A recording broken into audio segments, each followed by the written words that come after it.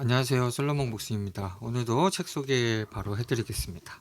첫 번째 책은 문예출판사에서 나온 알도 팔라체스키의 연기인간이라는 책입니다. 발음이 조금 하기 어려운데 이탈리아 작가고요. 이 문예출판사 그 서점 홍보하는 그런 페이지를 보면은 이 밀란 쿤데라의 그 참을 수 없는 존재의 가벼움 있잖아요.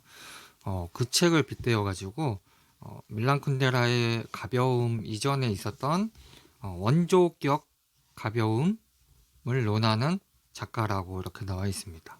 독서 모임에서 하려고 요번 주에 이제 독서 모임을 하거든요. 그래서 읽어봤습니다.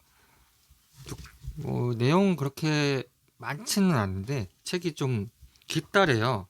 조금 특이해가지고 보통은 이런 사이즈인데 이렇게 긴 사이즈로 나와 있습니다. 약간은 그런 민음사 책 같이 형태가 되어 있고요. 읽기는 다 읽었습니다. 읽어봤고 여기 보시면은 저는 읽을 때 이렇게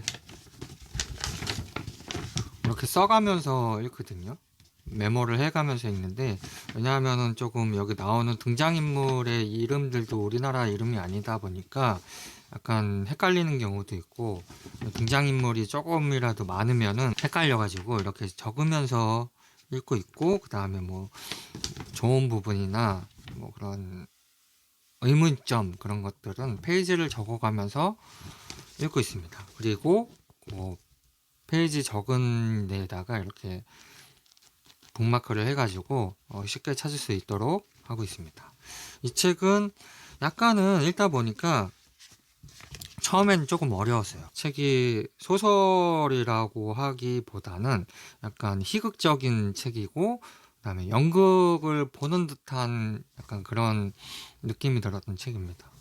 그래서 여기 보다 보면은 이 대화하는 부분이 있는데, 보통 희곡 같은 그 책들은 여기 대사에 보면 앞에 이제 누가 말하는 그 주인공의 이름들이 있잖아요. 근데 이 작품은 그런 앞쪽에 그런 이름들이 없다 보니까 누가 대화를 하는 건지 그게 약간은 읽으면서 조금 분간하기가 조금 어려웠어요. 그래서 그 부분이 약간 읽으면서 어려웠던 부분이고, 이거를 읽으면서 보니까 요 전번에 읽었던 그런 오신예찬하고 그리고 이탈로 칼비노의 그 반쪽알이 자작 같은 느낌도 약간 들었었고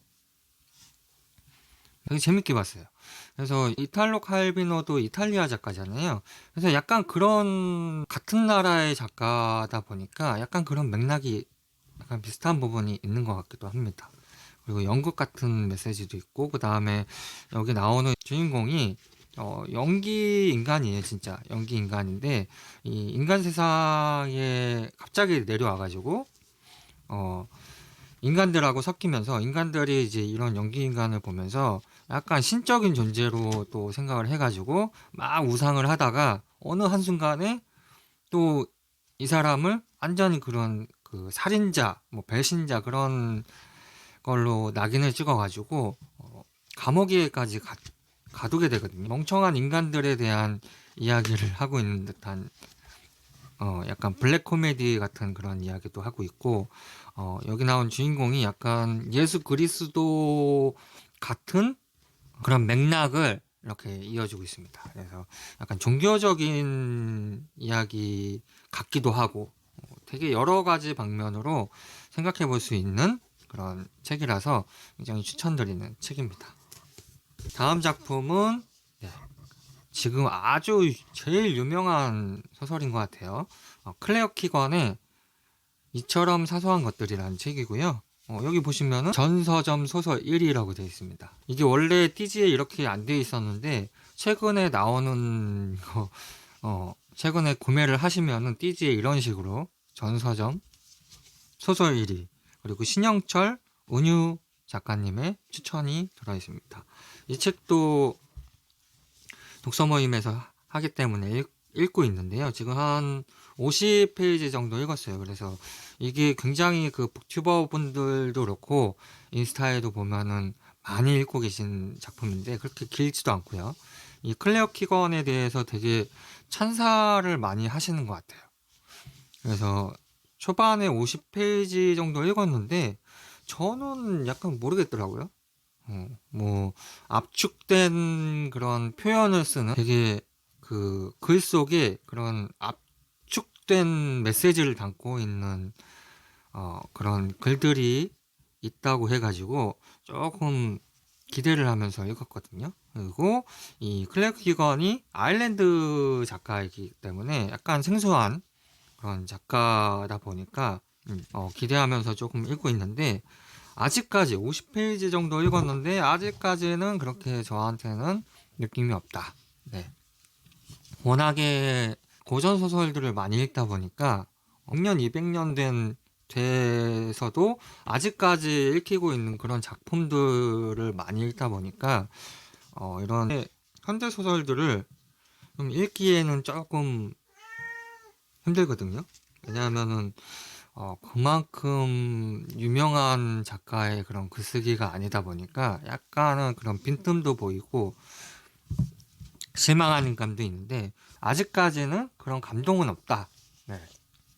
그래서 읽고 있는 작품입니다. 요 뒤에 신영철 작가님의 그런 평론을 보면은 맡겨진 소녀를 다 읽고 나니 그 빳빳한 양장 커버가 이야기를 보호하고 있는 것처럼 보였다. 이번 소설도 그렇다. 키거니언 엔딩이라고 부르고 싶은 그것의 본질은 야야야 모든 반전 같은 게 아니다. 야, 좀 나와봐요. 어허, 죄송합니다. 키거니언 엔딩이라고 부르고 싶은 그것의 본질은 무슨 반전 같은 게 아니다. 예기치 않은 일이 일어나는 게 아니라 감히 기대해도 될까 싶은 일이 실현되기 때문이다. 인간의 가능성이 서사의 필연성으로 도약하는 지점에서 소설이 끝날 때 우리는 우리가 이 세계를 포기할 수 없는 이유를 하나 얻게 된다. 이 작가가 단편 분량의 소설을 단행본으로 출간하는 것에 대한 나는 불만이 없다. 이런 결말 뒤에 감히 어떤 다른 이야기가 시작될 수 있다는 말인가. 굉장히 얇잖아요. 뭐 단편 같은 책인데 단행본으로 나왔단 말이죠. 그래서 되게 짧은 작품이기도 한데 신영철 작가님은 이런 짧은 작품을 단행본을 내는 거에 대해서 전혀 불만이 없으시다는 찬사를 하셨습니다. 네, 다음 작품은 요거는 이제 동아시아 출판사에서 제가 받은 책인데요. 김승섭 교수님의 타인의 고통에 응하는 공부라는 책입니다. 요거는 제가 이제 금음이라는 플랫폼에서 독서 모임 한 달 동안 하는 독서 모임이 있는데 거기에서 보내주신 책이고요. 지금 앞부분 지금 읽고 있습니다. 이 김승석 교수님이 약간 그 사회에서 소외된 자들에 대한 이야기들을 많이 하고 있는 것 같아요. 어떤 장애인이나 여성분들 그리고 노동자들에 대한 이야기. 야, 하지 마. 아직 이렇게 하면 안 되잖아. 그 밑에 내려가 있을래? 여기 있을래? 가만히 있어요. 그래가지고 여기 뒤에 보면은 선한 의도가 선한 결과를 낳지 않는다. 세상은 복잡하다. 사회 문제 해결은 그 복잡함을 받아들이는 데서 시작한다. 라고 되어 있습니다. 한 달 동안 읽어야 돼서 지금 앞부분을 읽었는데요. 이런 책들, 이런 사회에서 소외된 자들에 대한 책들을 조금 읽으면은 약간 뭐 아는 얘기잖아요. 뉴스에서도 많이 나오고. 근데 약간 고구마 먹고 답답한 느낌이 들긴 합니다. 근데 뭐 이런 책들이나 이런 것들을 조금 언론화, 이슈화 해가지고 조금씩이라도 이런 소외되신 분들이 차별을 받지 않는 세상을 만들어 가야 된다는 그런 메시지로 읽고 있기 때문에 이 책도 잘 읽고 있습니다. 다음 책은 요것도 이제 금음에서 보내주신 세계사 출판사에서 보내주신 책이고요. 박안서 작가님의 사랑을 무게로 안 느끼게라는 새로운 에세이집입니다. 올해 나온 신간이고요. 이거는 박안서 작가님의 그 작가 데뷔 이후에 1970년대부터 한 20년간의 에세이 46편을 묶어놓은 책이라고 하고요.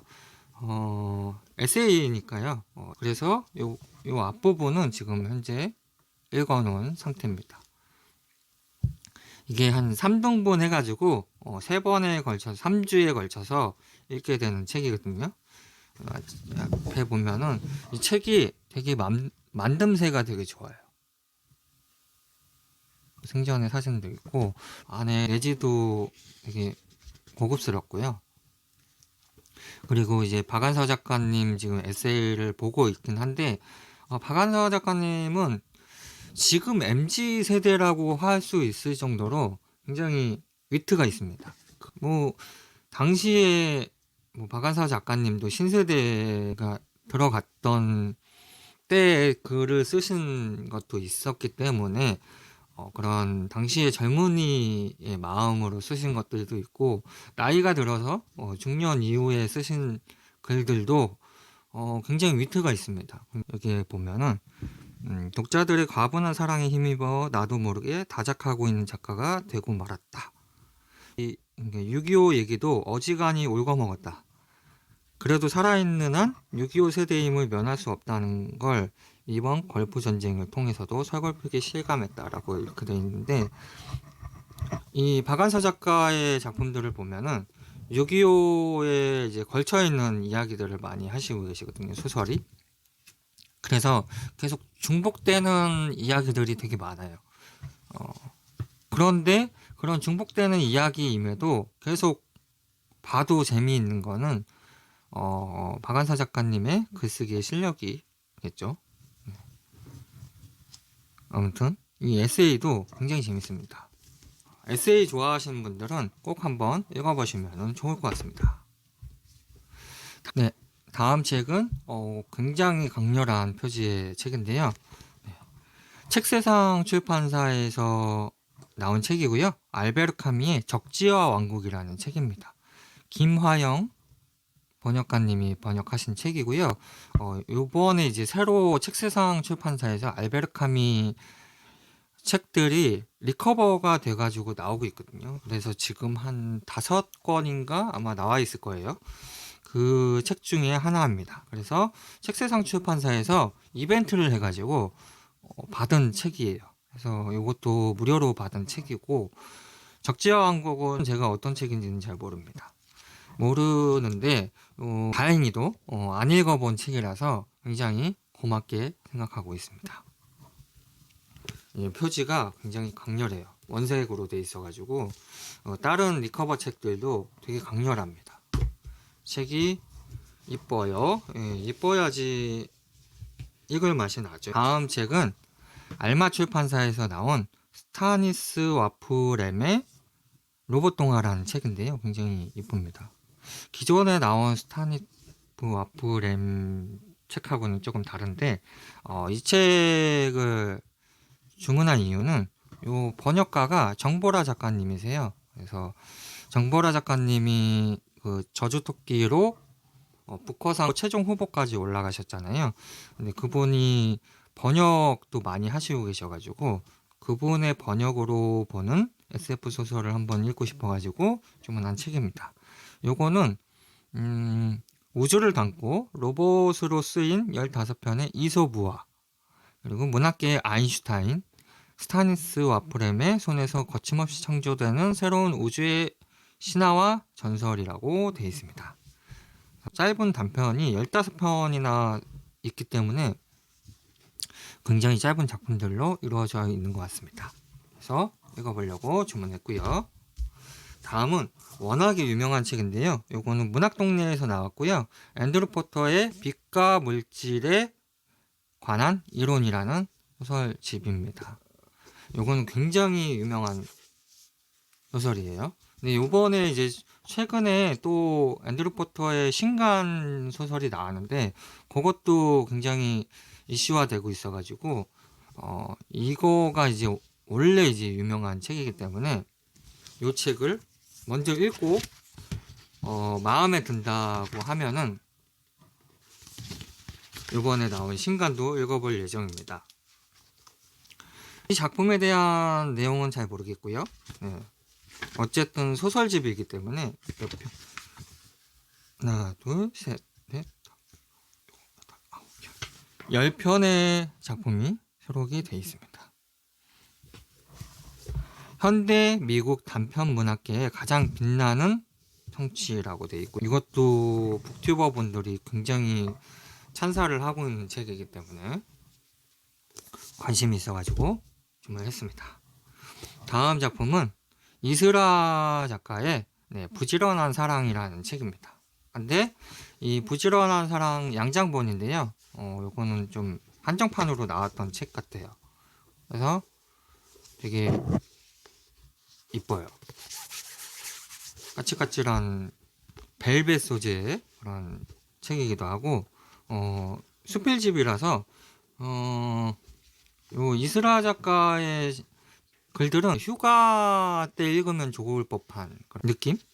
굉장히 가볍게 읽을 수 있고, 읽다 보면 진짜 머리가 탁 하고 얻어맞는 느낌?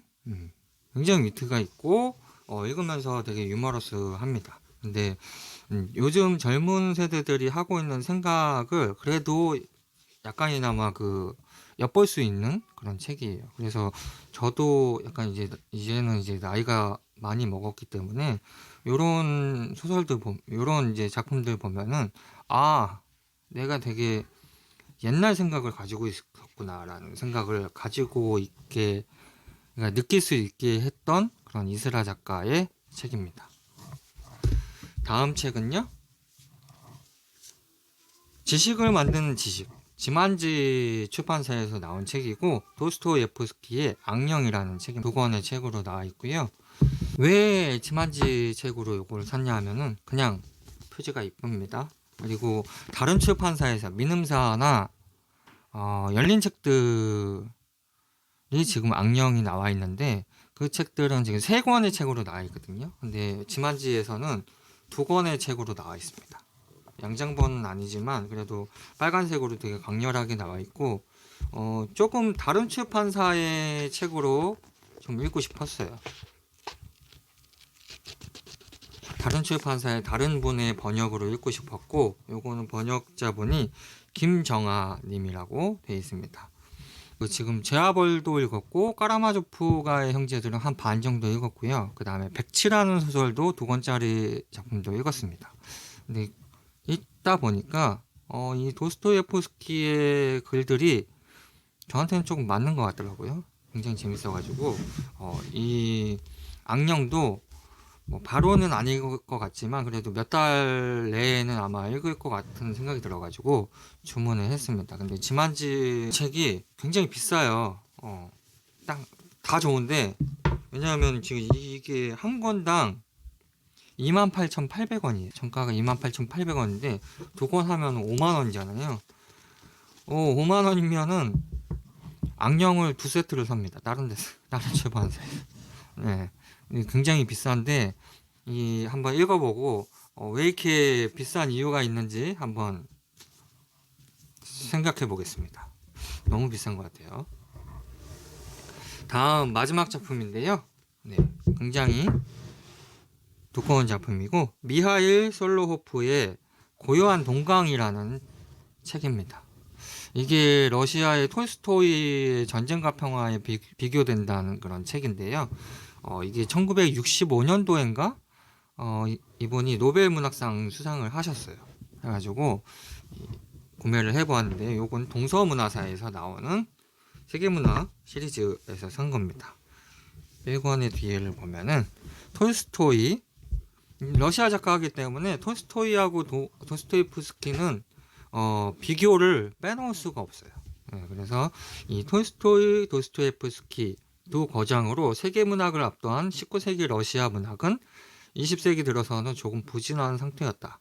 그런 가운데 오직 하나, 만장의 기염을 통한 대작이 탄생했다. 솔로호프의 고요한 동강이다. 고요한 동강은 제1차 세계대전과 러시아 혁명을 거쳐 러시아 내전 종결에 이르기까지 10년간의 격동의 시대를 배경으로 돈 지방의 카자흐 사회의 생활과 계급투쟁, 그곳에서 펼쳐지는 카자흐들의 운명을 웅대한 규모로 그려낸 대하소설이다 라고 되어 있습니다. 고요한 동강은 그 양에서나 질에서나 러시아 현대문학을 대표하는 걸작으로 주저없이 뽑힌다 라고 되어 있습니다. 아직은 제가 도스토옙스키 작품들은 읽고 있는데 톨스토이 작품은 안나 카레니나 말고는 제가 읽은 게 없습니다.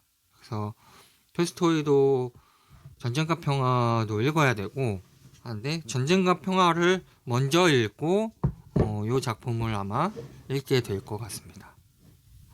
왜냐하면은 그 전쟁과 평화를 조금 비교해서 보려면은 그걸 먼저 읽어야지. 근데 전쟁과 평화도 4권짜리 분량의 책이기 때문에 쉽게 조금 읽히기는 좀 어려울 것 같아요. 거의 1년을 계획하고 아마 읽어야 될 것 같은 생각이 드는데, 그래서 아무튼 오늘도 10권의 책을 소개해 드렸습니다. 다음 시간에도 더 좋은 책으로 찾아뵙도록 하겠습니다.